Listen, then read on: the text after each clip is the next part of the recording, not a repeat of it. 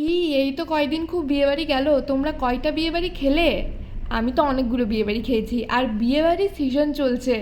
আমি স্বাগতম ক্যাটারারের পক্ষ থেকে কোনো বিয়েবাড়ি যাব না, সেটা কি হতে পারে বলো? তো আবারও চলে গিয়েছিলাম স্বাগতম ক্যাটারারের পক্ষ থেকে একটা বিয়েবাড়িতে।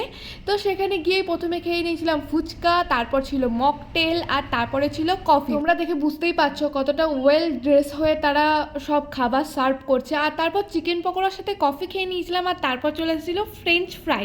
তো সব খাওয়া দাওয়ার পরে লাস্টে তো মেন কোর্সে বসতেই হবে, তো মেন কোর্সে বসে পড়লাম খেতে। আর তারপর দেখো মেনু কার্ডটা তোমরা একটু পজ করে নিয়ে দেখে নিও।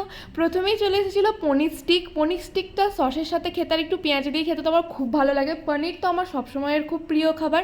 আর তারপর ছিল স্টাফ আলুর দম আর মটরশুঁটির কচুরি। স্টাফ আলুর দম আমি অন্যান্য জায়গায় দেখেছি ভেতরে স্টাফ থাকে না বললেই চলে, আর এখানে তোমরা নিজেরাই দেখতে পেলে কত সুন্দর স্টাফ ছিল। তারপর চলে এসেছিলো ভাত, ডাল, আর এটা ছিল পাবদা মাছের ঝাল। এটা খেতেও খুবই সুন্দর ছিল, মানে একদম পাবদা মাছটা হাত দিয়েই টেনে আর কি খুলে চলে আসছিলো। আর তারপর তো মাটনের সাথে ছিল পোলাও, যেটা সবাই খেতে খুব ভালোবাসে। পোলাওয়ের সাথে মাটনের কম্বিনেশনই আলাদা।